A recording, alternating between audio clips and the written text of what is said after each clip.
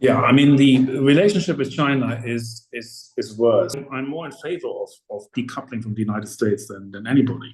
Germany is to blame for a lot of things, and is also to blame for the fact that the EU has not developed from a monetary union into a political union. Germany is hostile towards new companies, towards entrepreneurialism. I'm citing the former head of Volkswagen. He was a member of the Porsche family, and he said, "There's no space for electric cars in my garage." And that's only 10 years ago. Want you to elaborate a little bit on the economics of energy dependence, and also to clarify what your own thoughts are on the geopolitics between the relationship between the West and Russia.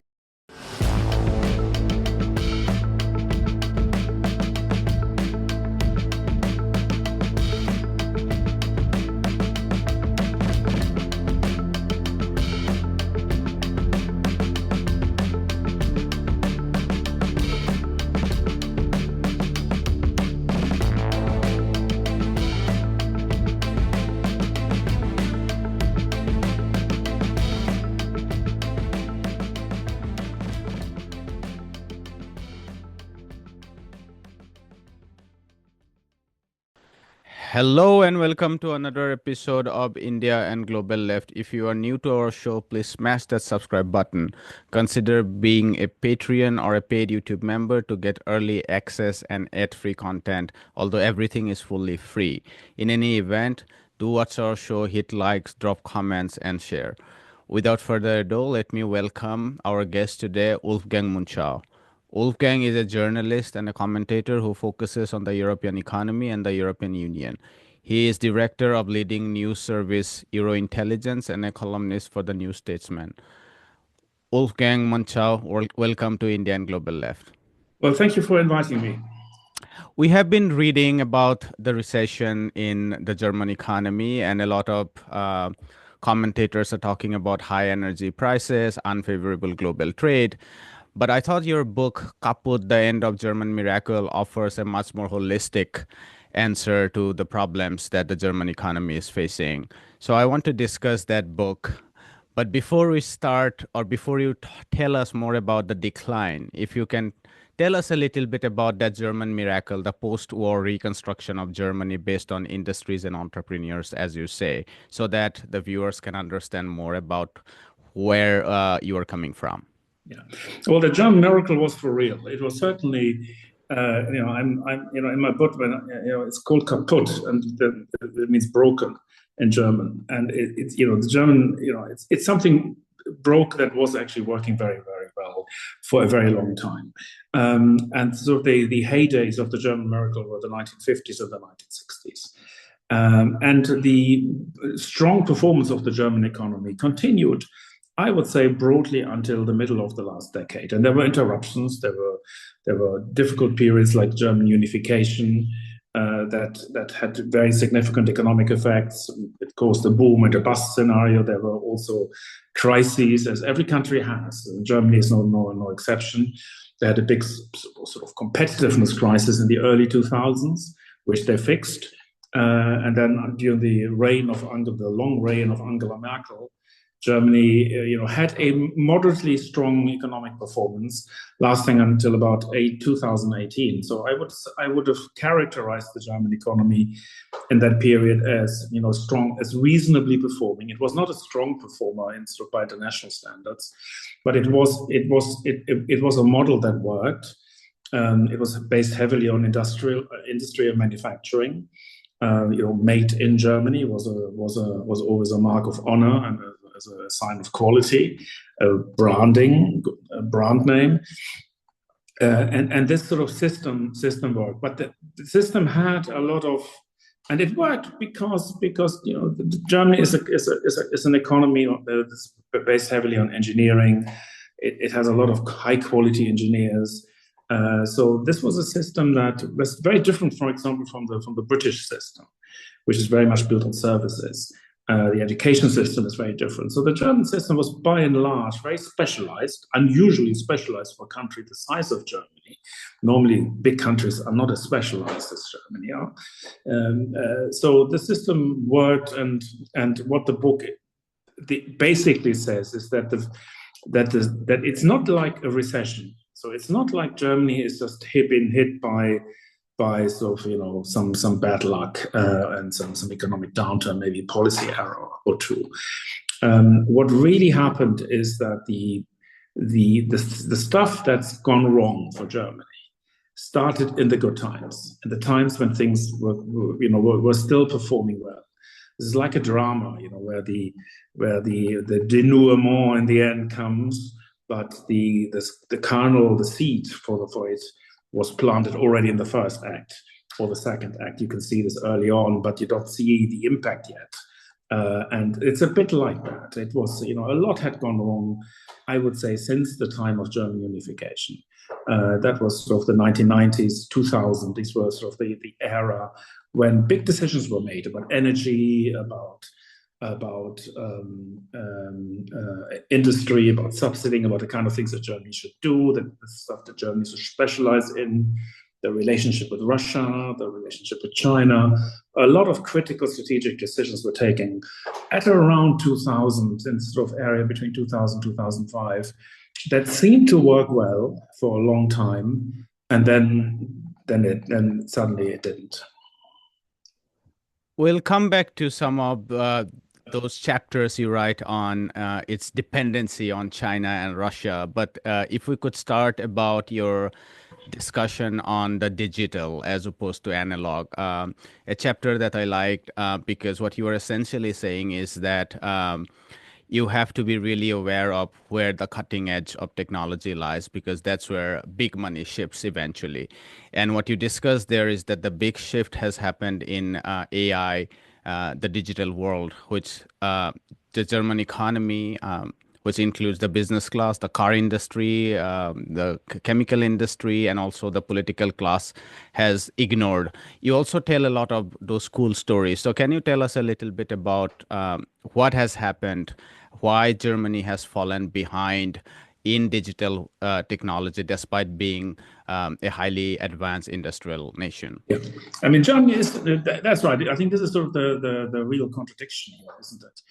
Germany was a high-tech country, and to some extent it still is a high-tech country, but not a 21st century high-tech country. It was a 20th century high-tech country.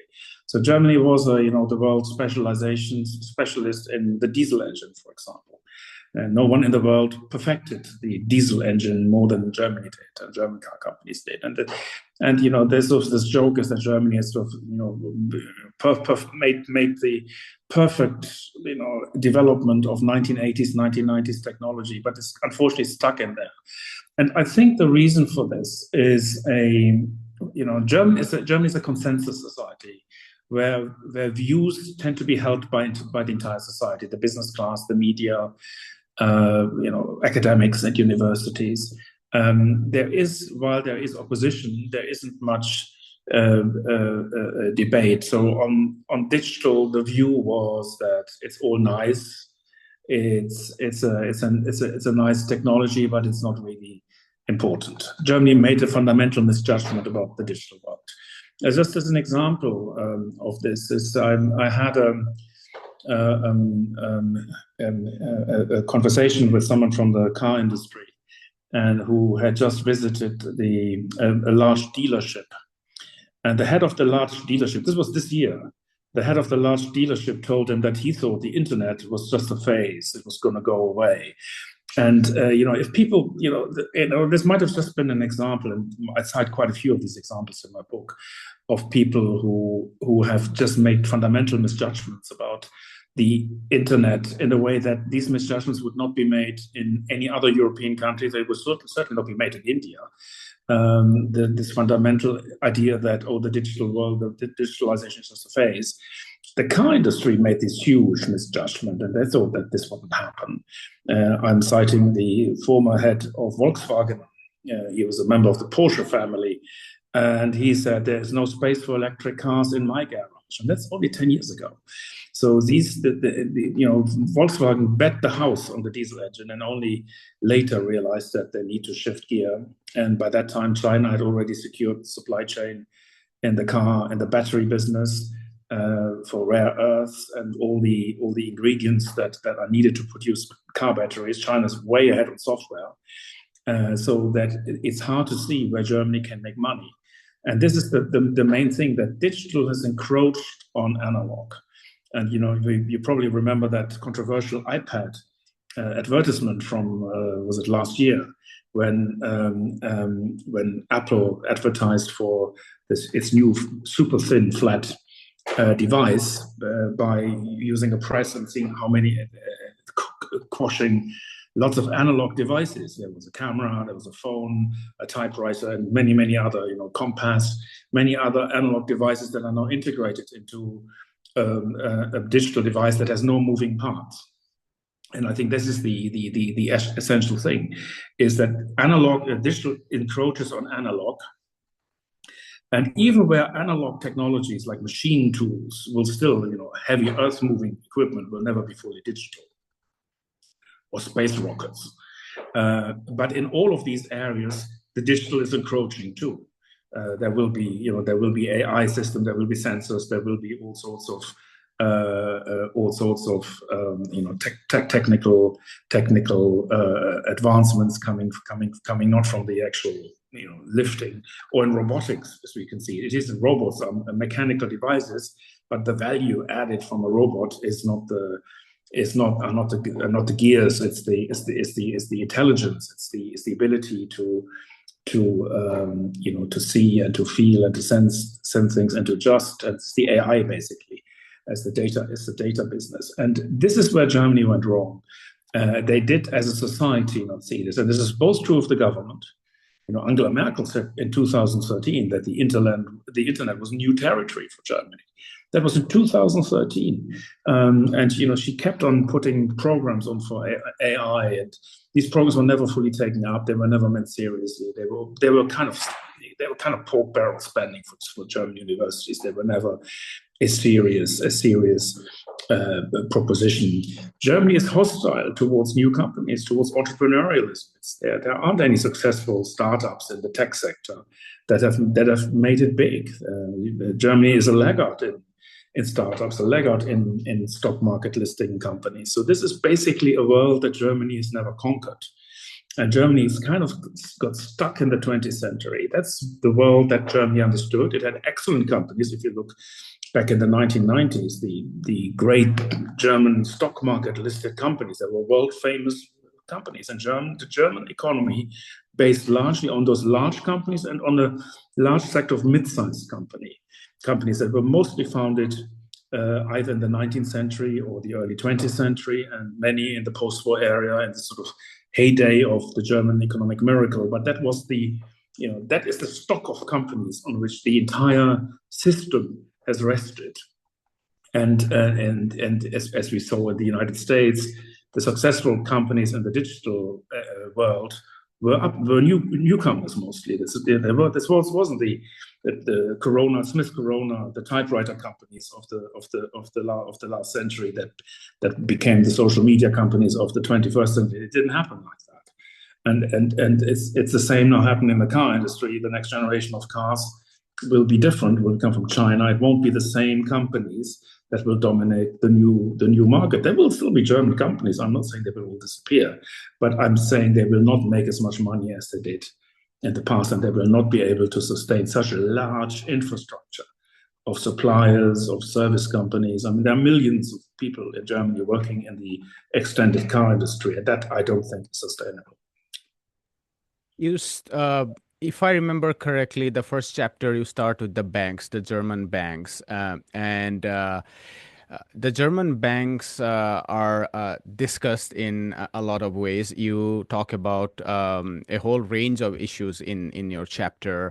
The public sector's inability to calculate risks, and when it was the bonanzas that it received from sovereign guarantee, and then when that was taken off in the early 2000s, how poorly it did.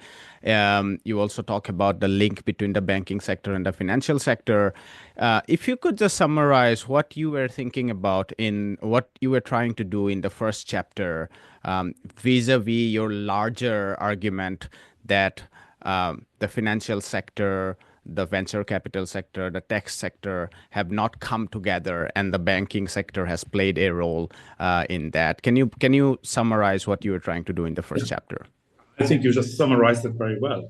But what actually happened is, I mean, I put the financial sector in the first chapter because it's follow the money, and the money that's the financial sector, which is sort of a mirror image of the industrial sector, is the financier of the industrial sector. You can tell the story from the financial sector, and you actually have a lot of the story through the financial sector. A third of the German banking system is state-owned. Another third is mutual banks, mostly for mortgages, and they're fine. They're not the problem. Another third is private. The large banks, Commerzbank, Deutsche Bank, the famous large German banks, but they're not as large as they used to be. And it is those state-owned banks that fund a lot of German industry, and especially the smaller industry and the newer industries.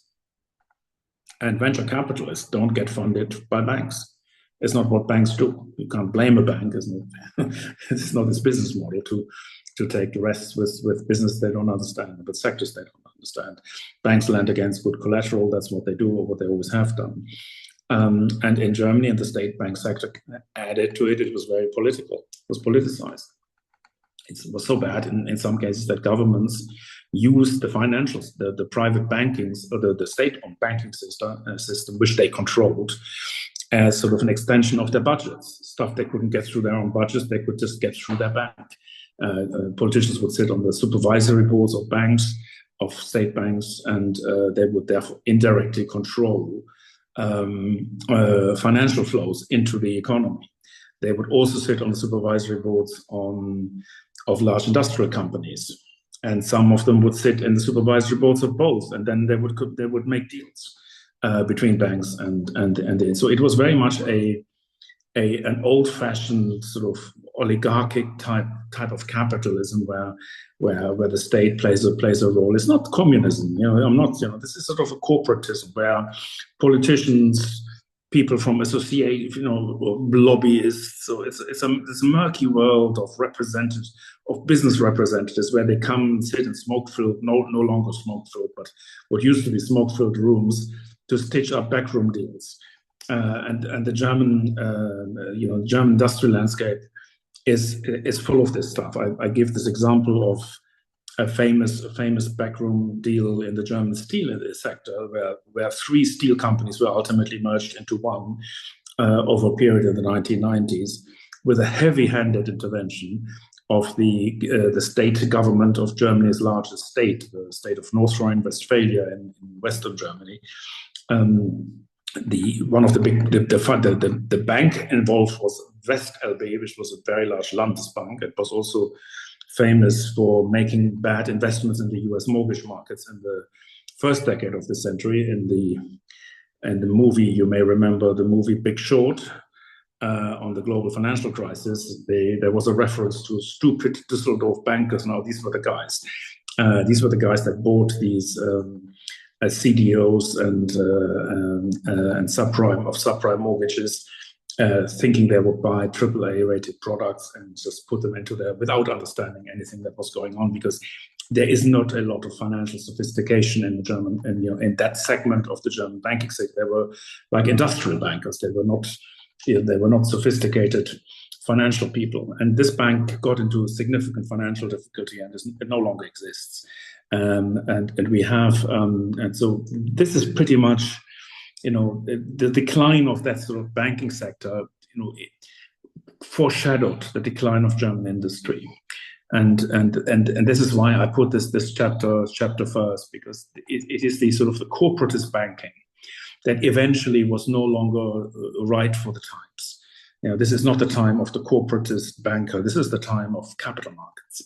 And it's capital markets with its varieties, capital markets and the classic stock markets, but also private equity, capital markets that produce venture capital for company upstarts.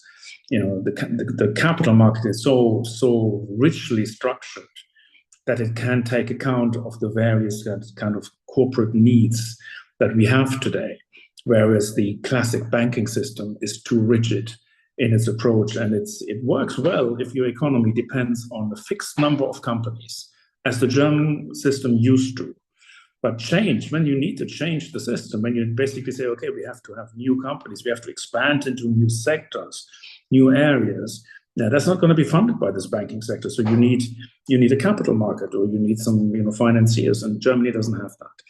And that's why I think that any reform, any sustainable reform of the German system would have to start with finance, even though you will not find anyone in the German public debate to talk about this. They all talk about wage costs and the classic sort of business language, competitiveness and industrial policies, and whether you're on the left or the right, everybody has their recipes. The left will talk more about macro policies, about public sector investment, which played a role. I have to acknowledge this. The public sector has been badly managed. It has failed to invest.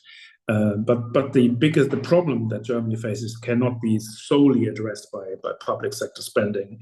So it is a failure of both private and public sector, and it's ultimately failure of an entire model around which the left and the right in Germany had kind of agreed. There are a lot of disagreements in German politics, as there are in other places, but the German left and the German right are surprisingly in agreement that Germany should make steel, and they should have shipyards, and that they need cheap oil from Russia, and there is a surprising sort of heavy industry bias in both the left and the right, and that's why I don't think the issue is being addressed. There's an election campaign going on in Germany right now, and there's going to be a general election held in February, and there isn't really any party that proposes serious change. They're all talking around the superficial stuff. Maybe taxes higher or lower, or a bit more government spending here, or a bit less government spending there. This is not going to address the issue of a country that has lost a business model, and that is something much deeper and requires a much more change, and also a readiness to let go of companies that used to be successful. I don't think that you can say that to a German politician, that here's a large car company, allow it to go bankrupt. They'd have a heart attack if you told them that. It's something they would not accept. One of the things that struck me when I was reading through your first two chapters was some of the debates and discussions happening in the US. And a lot of people are saying that the US has gone to another extreme because of their deindustrialization. And they're faulting them for having transitioned to a kind of digitech economy that you are subscribing here for Germany. They are accusing them, the US planners and even the business class, for having deindustrialized fully because of all the lopsidedness it creates, which is the kind of mirror image of a surplus economy in Germany. I want your response to that debate, but also to understand a little bit more about the financial sector. Are you talking about a very wide and deepening of the financial sector in Germany? Because that, I assume, would need, what you are also suggesting is to draw down from the surplus economy to a large extent, because you cannot be you have to export investment if you are creating such a surplus through trade. You can't do both at the same times, and that's what we are seeing also for China to some extent. So address to that debate in the US, and also tell us a little bit more about, are you talking about deepening Munich a little bit, create these enclaves like Silicon Valley, and where the financial markets can come and support that? Or are you talking about a kind of total drawdown of the industries to transition into the finance tech sector, because Germany has perhaps surpassed that? What's your argument? Yeah, I don't think that, I'm definitely not arguing that Germany should deindustrialize.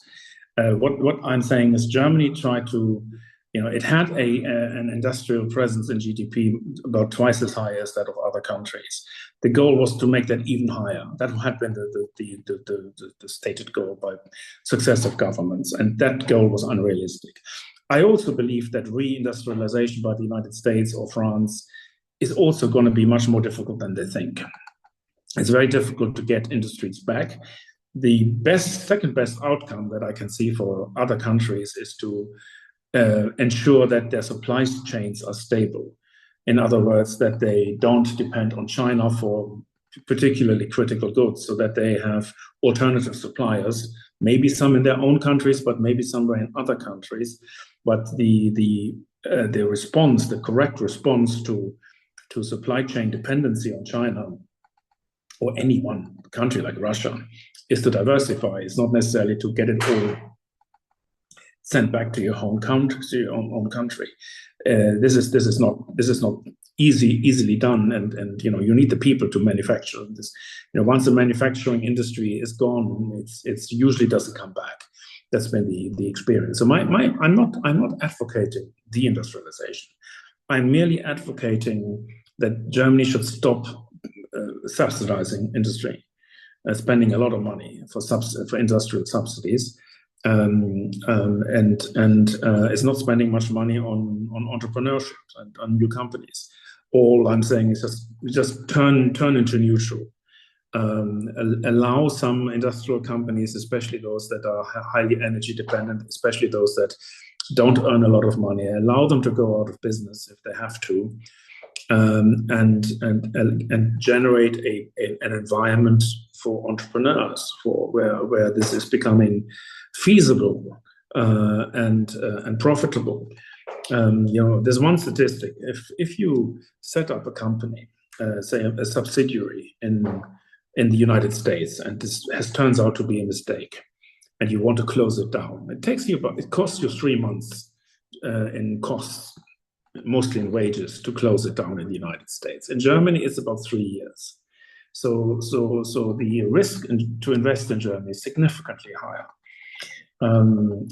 Because if you get it wrong, your losses are significantly higher because there's labor laws, there is worker protection, there are all sorts of obstacles you are facing when you are trying to close a company and relocate abroad.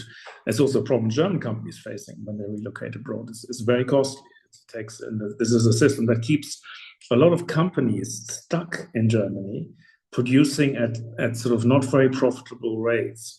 And so it's a drag on the entire economy. So what I would advocate is, I don't have sort of an utopian end goal in mind on some kind of ideal split between finance. I'm surely not advocating the financial industry, and surely not advocating what happened to the UK, which has been very a finance-heavy economy. And I don't think that Germany wants that.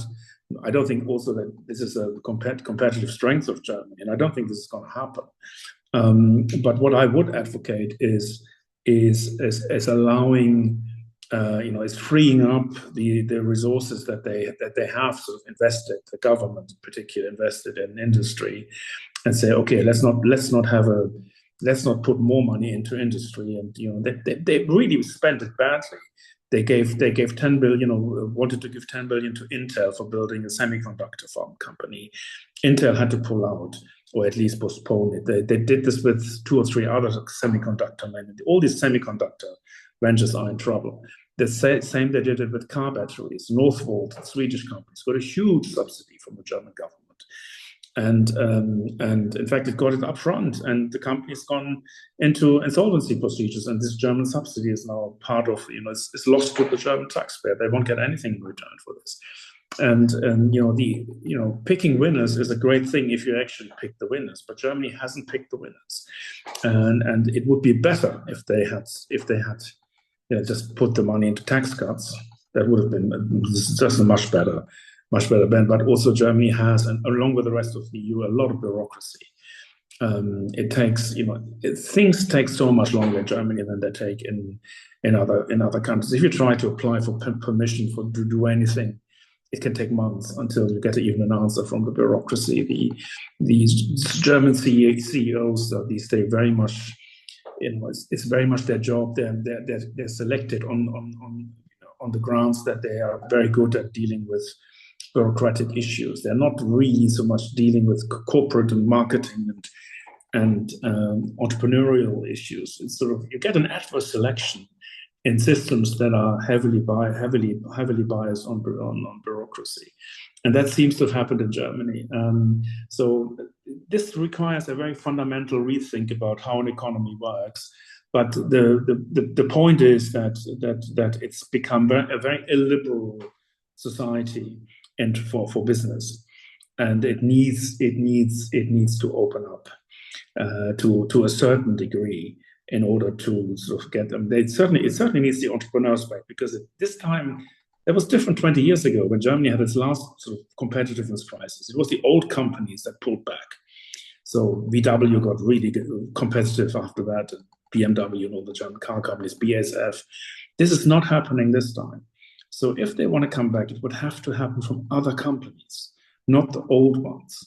And they don't have the other companies. So that's why this is needed, and why this is a significantly different crisis in nature, and one that is harder to resolve. I want to come to your two chapters on Russia and China. We can probably discuss them separately, because the Russian chapter is primarily focusing on both the chapters. The common theme, as I understood, was what you call as dependency. And the Russian chapter talks about the pro-Russian sentiment among the business class that gets cheap oil from Russia, and can also sell and also invest in Russia. That led to a dependency. And you also talk about the Greens' pressure to denuclearize Russia as an alternative energy. You are very critical about that. I was also not sure about your own geopolitical understanding about German-Russia relationship, because to my mind, I think that kind of a geopolitical idea, and I'm not talking about the economic dependency here, but the geopolitical idea that let's not jump on board with the US in taking sides, whether it's pro-Russia or pro-US, and rather defend our business interests and some kind of balance in geopolitics. To my mind, that seems to be more reasonable than taking a pro-NATO stand. So I want you to elaborate a little bit on the economics of energy dependence, and also to clarify what your own thoughts are on the geopolitics between the relationship between the West and Russia. Okay, let's do it also in this order, because I have something to say about the feasibility or the sustainability of a German-Russia relationship that is not that would have required Germany to decouple from NATO. The relationship with Russia started around with the rise of Putin. In the early 2000s, it was Gerhard Schröder who led a government with the Greens, the Social Democrats and the Greens. And the Greens insist the only power option for Schröder was a coalition with the Greens. And the Greens' biggest issue was nuclear power. And without nuclear power, Germany needed a new energy source. Germany is not a country that has its own natural energy. It needed the nuclear power was the sort of the nuclear power and coal. Germany had coal, that was its own sort of natural energy, but it was also already clear by 2000 that coal was not the future, and that it would have to be phased out eventually because of the high CO2 emissions. That was already an issue back in the 2000s. So the idea was to complement the decline of nuclear that they all agreed on back in those days. And the idea was to phase out nuclear until the year 2030. So by that timetable, Germany would still have nuclear power stations today. But the idea was to actually supplement this with gas. And the best way, the cheapest way to get gas in large volumes was through Russia. And Schröder and Putin, who came to power at approximately the same time, built up a very close personal relationship. And Schröder saw an opportunity when he left office in 2005 to actually continue working on the gas project and he became chairman of the consortium of companies that built the pipeline, the Nord Stream 2 pipeline, which is a pipeline that goes through the Baltic Sea, connecting near St. Petersburg in Russia, going to East Germany. And a lot of German politicians were sort of part of that wider German-Russian business relationship that built up. There were especially politicians on the left, but it was supported, like so many of these things. It's not that the left thinks does something and the right disagrees also, as it would be in other countries. In Germany, the center and the center right ultimately also pursue the same policy. So there was a broad consensus in Germany that Russia is a trading partner. The reason why I don't think this was sustainable at any point was the fact that Germany was always reliant on the US for defense. Germany has never made itself independent in its own defense. It could have. I mean, there are political parties that advocated departure from NATO, but they did not advocate high defense spending. And that is one of the results of if you're alone and independent, you will need more defense spending than you would do under NATO, because NATO is a much more shared. It's in many ways NATO is a pretty good deal financially for the members that have been in it. Might change under Trump, but it certainly was a good deal so far. And if they had wanted to become, I'm more in favor of decoupling from the United States than anybody. I think that would have been the right decision, but it shouldn't have been taken at the basis at the level of Germany. That decision should have been taken at the level of the EU. And Germany is to blame for a lot of things. It's also to blame for the fact that the EU has not developed from a monetary union into a political union.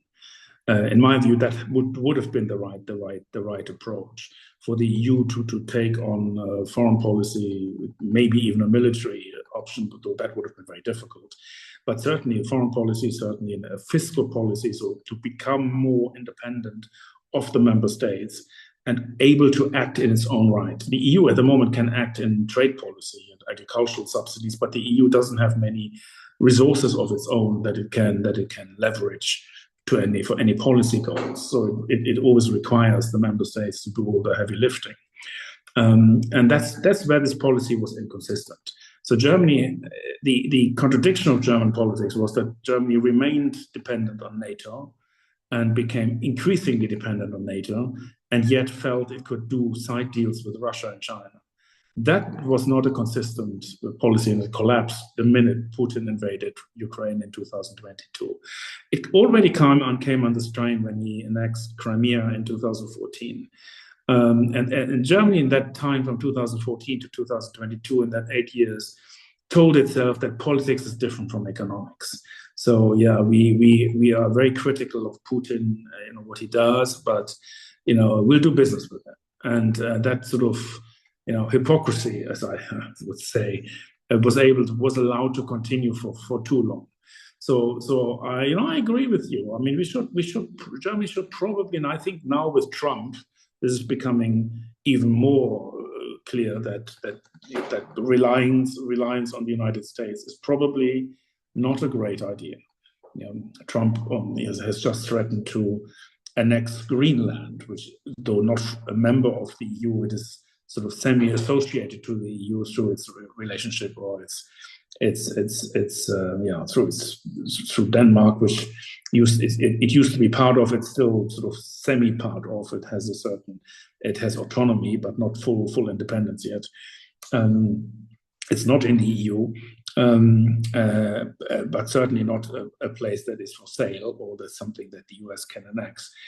Tariffs that Trump threatens to impose on European nations. All this is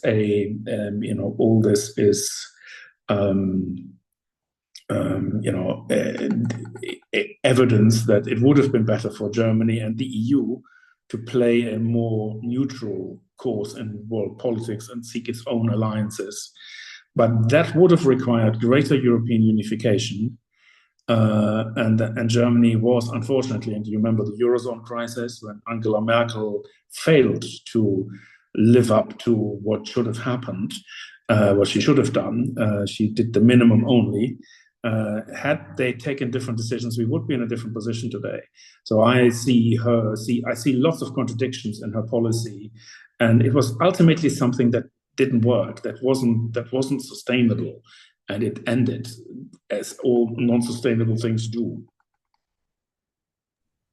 What I got from that chapter on Russia is that the overdependence on industry forged those links with the energy sector in Russia, and that took Germany into that deeper mess that you are trying to deal in the book, and then add to that the denuclearization, which meant even greater dependency on Russia. And what you are now saying is that given Germany's political reliance or military reliance on NATO, that dependence itself was very vulnerable because the sanctions could come anyway, which happened, as you said, in 2014, but also after the recent invasion of Ukraine. Do you want to respond to something here? Yeah, no, I think you're right. You're right. I mean, it was the dependence on industry that got Schröder to say, okay, we need to feed this. There was no tradition in Germany, except for maybe the early 1950s or late 1940s even, to be sort of sector neutral, to say, okay, if the environment for industry is getting worse, we'll have to get something else. There's no strand of thinking in Germany that would ever get airtime in political debates, and it's always about who can serve industry better, what they need, what do they need. That's where the jobs are, that's where the votes are, and so that's what happened. And so they served industry, and Germany became dependent, and it's ultimately not different from other countries. The UK is dependent on finance, and you've seen how much illegal money the UK has ultimately allowed to come in. It became a center for money laundering, not that they wanted to do this, but because politicians did not do enough they looked the other way. And when Volkswagen cheated on diesel emissions, German politicians looked the other way. It wasn't something they were not interested in. So, and that's how they got the pipelines built that delivered the gas, the pipeline. There was a lot of protest against those pipelines from other European countries. It felt that Germany enriched itself at the expense of others because it made gas for others more expensive. It also raised security concerns. If Germany was basically dependent on Russia, it was certainly not able to meet its obligations under NATO. Should Russia ever, what would have Germany done 10 years ago had Russia invaded, say Estonia or Lithuania? Germany, I don't think, would have gone to war. And I think there would not have been a majority in Germany to defend a NATO country against a Russian attack. That is different today. But back then, that wouldn't have been the case because there was still the idea that Russia and Germany were special partners.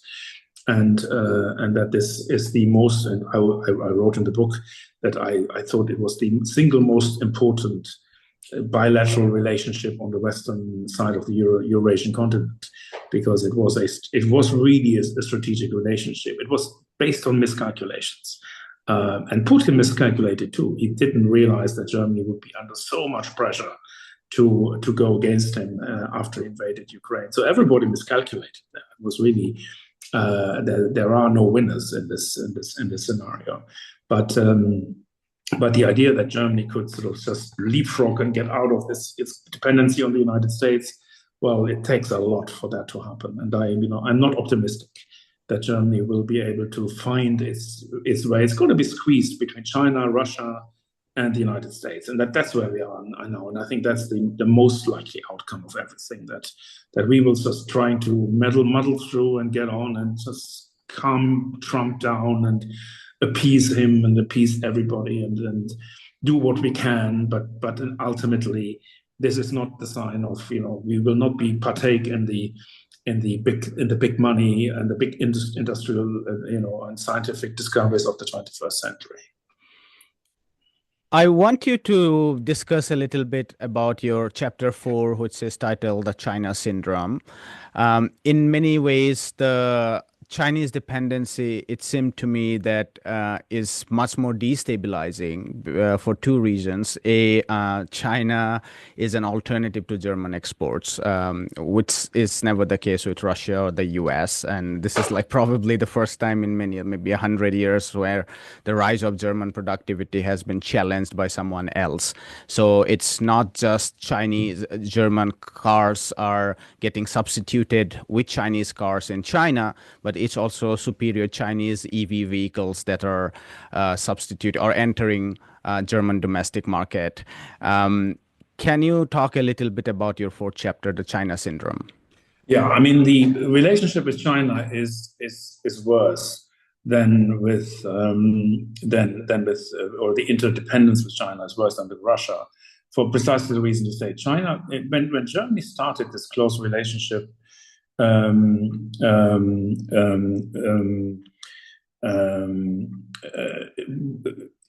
China and Germany were complementary. Back 20 years ago, Germany produced machine tools, machinery, and whereas China produced consumer goods, and that was kind of a good deal for both. And then things changed. China became much more interested in industrial production, plant and machinery. It did what Germany did. It didn't copy what Germany did. Partly it was mergers and acquisitions, but partly it just competed against Germany, and it reinvented the car basically. And that became very difficult for the German industry. And there's no way the Germans can compete with the Chinese. So what Germans did, they built factories in China, but that cemented the interdependence even further. And it wasn't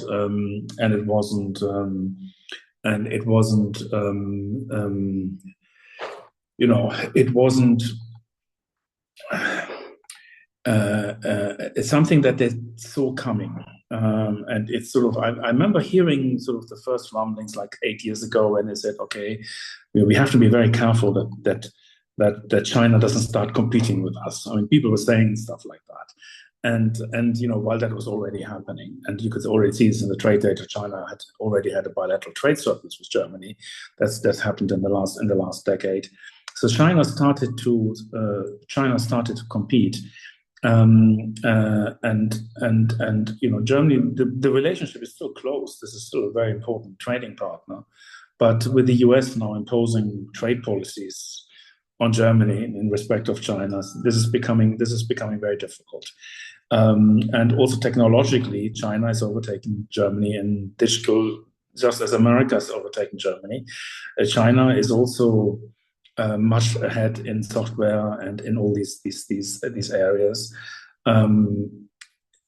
So I'm not optimistic, but this has been another sort of boomtown trade between Germany and China. There's been a lot of other politicians, just as Schröder was the big facilitator between China and between Russia and Germany. There were other German politicians who facilitated trade with China. One of them was Olaf Scholz, the present chancellor. The Chinese groomed him early, and it's often when German chancellors fly to China, they always often have businessmen in the backs ready to sign contracts. This foreign policy until very recently has been very much about business and contracts and big deals. And Germany and China share a certain worldview about economic policy, which is both countries have models that are based on generating large industrial surpluses. Not just large exports, but surpluses. That means they're both exporting more than they're importing. They're saving more than they're investing.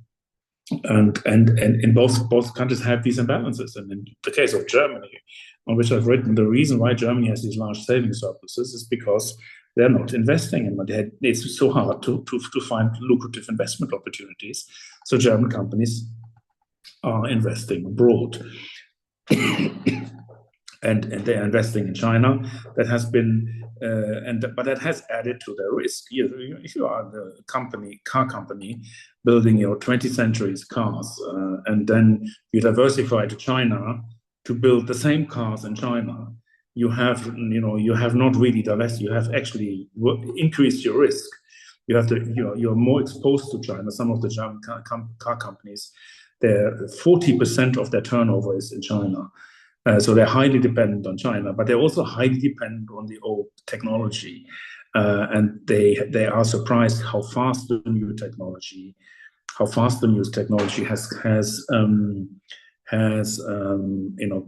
caught up with them, and it's in many ways insane. I have to say that Germany has a habit to get into these cluster risks, these geopolitical dependencies, very blindly. There isn't very much awareness of this. I can see your point to say, look, it would have been better had we maintained our relationship with China and Russia, but that would have required Germany not running huge current account surpluses. So if the current account surplus is a dependency. The Germans think this is a sign of success, but really, geopolitically, it's a dependency if you have these huge surpluses. So if you want to become more independent of America and NATO, the first thing you would need to do is, again, change your business model. You cannot be as dependent on exports as you are today. If you want it to be independent, and it's perfectly, every country has the right to choose its own strategy. I'm not saying there's any God-given necessity to be in NATO. If Germany felt it can live outside NATO and pursue sort of a neutral, sort of a BRICS-style existence and trade with anybody on its own terms, well, yes, it needs to spend more money on security.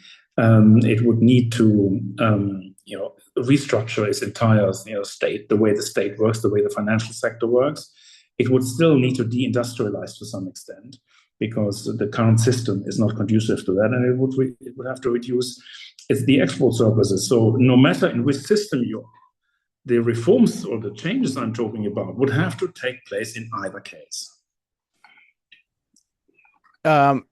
This brings us, I think this is a good segue into your penultimate chapter, Breaking the Break, where you discuss about reducing the surplus. And you talk about the imposition of balanced budgets and a very moderate debt to GDP ratio. I think it's somewhere around 60%, if I'm not wrong. The corresponding figure for France you gave at 110%. Germany also exports a lot. That's also an imbalance, which is like on almost 100% of GDP. The figures that I'm quoting from memory, but the figures from US and China you were giving were like some mid-20s and late 30s. What would be the drivers of that rebalancing? Are we thinking about expanding fiscal deficit to subsidize the financial sector, maybe some small businesses that indulge in services? Are we thinking about the big industries, the Volkswagen, the BMWs, the Siemens themselves to slaughter their niche and move into, optical fibers and Digitex and EV?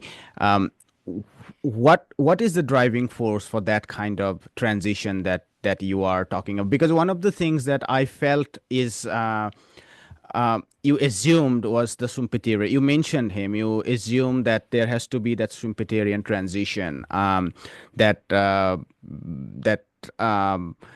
uncompetitive firms should go out of business and should reinvent itself. But I was thinking about Brenner's work, The Economics of Global Turbulence, where he discusses the kind of problems that U.S. firms were facing in the 1960s and the 1950s, where it was uncompetitive because of higher wages compared to Japan, Germany, and increasingly the Nikkei economies and so on.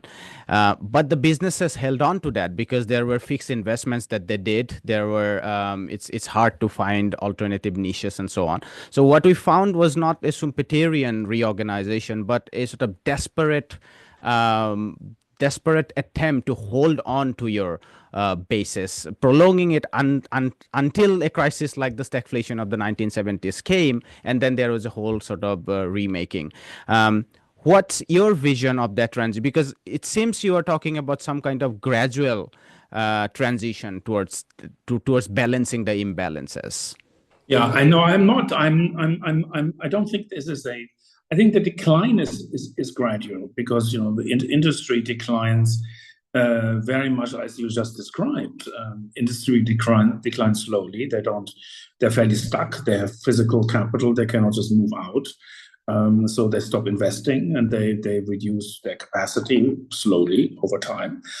And these surpluses will be one part of the surpluses that will fall. And then comes a crisis at one point, and I see that mechanism very similar to what you described in the 1970s, where things will come to a head and people will be so unhappy that there will be political change. Now, the political change can come. We had sort of in the 70s the crisis. Let's say in the UK, there was a big economic crisis, and people were very unhappy. And then came a counter push through Margaret Thatcher, and that was reforms, a tenure of a massive deregulation of the economy. That's one possibility in which this happens. I don't think that will happen in Germany. So I think what you could have is that this will come. That this will, there could be war. There could be, or it could be just an ongoing decline. I think we should not be always assume that situations get resolved satisfactorily, or that they follow any particular historic pattern. It might be a very new pattern they follow. So I'm not predicting in my book. Actually, I'm actually not focused on policy in the book because the book tries to explain what happened. I felt that was important just to state to actually tell the story and the history of how the economy rose and how it fell. A book on solving the problem would probably be as long as this book because it takes a lot of effort. Now, the chapter that you were referring to, Breaking the Brake, refers to the German debt brake, which is a fiscal policy rule that Germany wrote into its constitution, and a rule that constrains its annual budget deficits to a very small number, 0.35% of GDP. It's an oddly precise number. It sits in the constitution. It's essentially a balanced budget requirement. German governments have found some intriguing ways around it, but ultimately the rule did restrict, ended up very restrictive fiscal policies. And the current account is made up of the private sector and the public sector. So while I don't believe the public sector alone can do the heavy lifting, the fact that the German government has saved money on investment is clearly bad. It's clearly a wrong policy. So if you started to loosen the brake and helped investment, so that if you have a sort of a fiscal crisis, you don't cut on investment. This is what they always do. They always cut on investment because it's the easiest thing to cut politically, because nobody is screaming. Investments that don't get made scream, but whereas when you cut the salaries of nurses, people get very unhappy. Or if you close a hospital, or if you reduce social welfare payments. So they didn't do this. They cut investments, and that's a poorly designed debt brake. So if they did the investments, that would be better. Germany can also afford to spend more overall on fiscal policy. They have a better fiscal zero deficit is not an optimal fiscal for Germany. I don't advocate that Germany does what France does. France has 5 to 6 deficit. That's too much for an economy that's only growing 1% per year. That's not a sustainable policy, and it will require a very painful adjustment in France. And it may not be adjusted. There may be a financial crisis at the end of this. But between the German and the French situation, there's a lot of room. So a 2 or 3% deficit would probably be appropriate for Germany at this juncture, and that would go some significant way to fix the issues.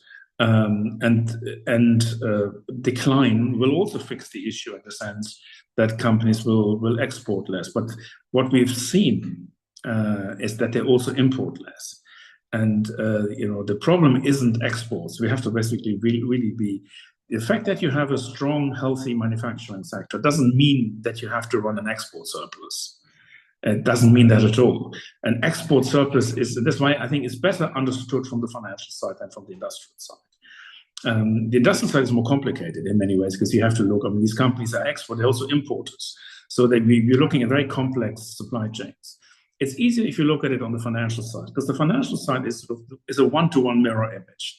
So the export surplus is the mirror image, is the current account surplus. This is the balance between savings and investment. Germany is saving more than it is investing. So there's government saving, and I'm saying the government should save less, it should dissave, it should invest more. That would be one contributor to a greater balance. And then we have the public sector, the private sector, the household sector will always save. They do this in every country. But the private corporate sector, the non-financial corporate sector, that's where the problem is in Germany. In Germany, the corporate sector is a net saver. And that tells you something is structurally wrong with an economy where the corporate sector is a net saver. It means the corporate sector cannot invest in Germany. So something is out of balance here. So we need to stop subsidizing companies that themselves cannot invest in Germany, and focus on our economic policy to help companies that can actually invest in Germany. That's the structural part of this equation, and that will produce greater. I wouldn't say this will produce balance. I don't think even balance is necessary. But Germany had current account surplus of 8.5% of GDP in the last decade. That's mad for a country the size of Germany. That's horrendous. It should not be. A 3% surplus is not a problem, so these sort of rebalancing is probably the best way to think about this from a policy perspective, rather than having applying Schumpeterian or other concepts. Because no matter what you do, no matter whether you prefer a policy of the left or of the right, you still need to change the sector. We had the same debate about decoupling from the United States, or trying to be sort of inside the sort of the Western NATO-based system. Both strategies would require reform. And here is the same situation. No matter what kind of economic future you want, the priority has to be to reduce those surpluses, because they are representing the underlying sickness of the economy. It seems to me that on the corporate side, it ties to your earlier discussion about easing business-friendly environment, where investment can be, some of those corporate savings can be remobilized into investment because there is a lot of bureaucratic hiccups. And on the state sector, I'm not sure where can that stimulus go. Would it go through new credit creation to venture capitalists, or would it go straight into household consumption? I'm not sure what your thoughts are on that. I think you would probably, if you're investing more, that would obviously be an investment that would be made by the private sector. So it would be the state that pays for it, but the private sector would benefit, and there would be I think in Germany, it would be a very significant multiplier effect. Building digital infrastructure, probably. Yes, building digital motorways. The German motorways and railways are in such poor state. The railways used to be one of the best in Europe, and there are the number of cancellations is off the charts. It's an incredible shift from one of the best to one of the best. It's worse than the UK now. And the UK was always one of the worst. French and the Swiss are not great. Right. They're some of the best. And the German is nowhere. They used to be sort of almost as good as the French, not quite, but almost as good as the French system. And now they're significantly worse. It's really changed a lot. German motorways are in a poor state of repair. All this is happening. They have saved money on investment. So that would be one thing. Lower taxes on businesses. Certain sectors in Germany are overtaxed. That would be one thing that would go through. That would help investment in the corporate sector. So there would be a number of channels through which you can leverage this. Regulation would be a channel. If you deregulate, you would reduce the cost of failure.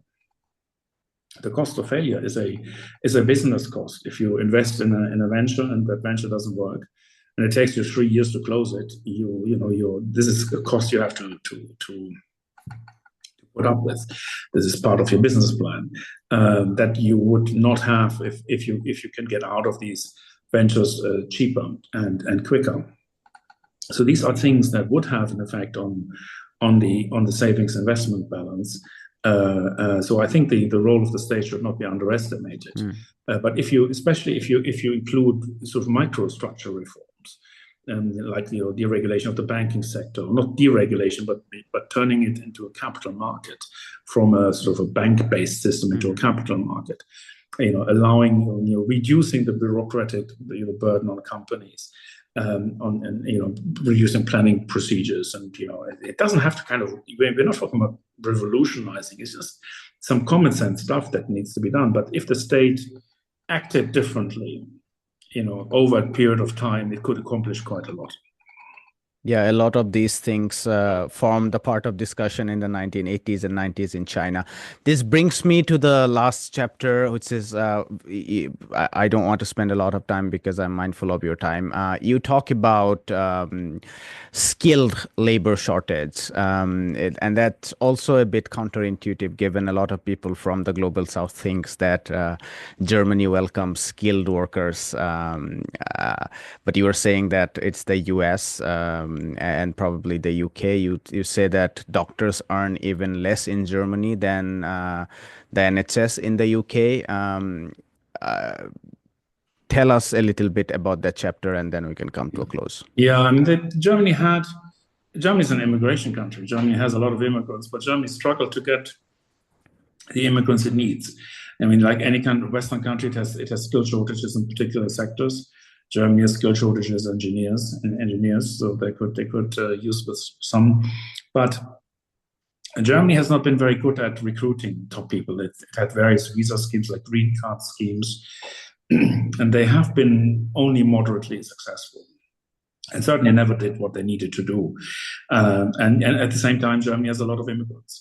And because the longer this went on for, there was a political backlash in Germany against immigration, as there is a political backlash against immigration in other countries. And now it's become very difficult to separate out because, we don't want, even if we get stricter on immigration, we don't want to push back the people we need.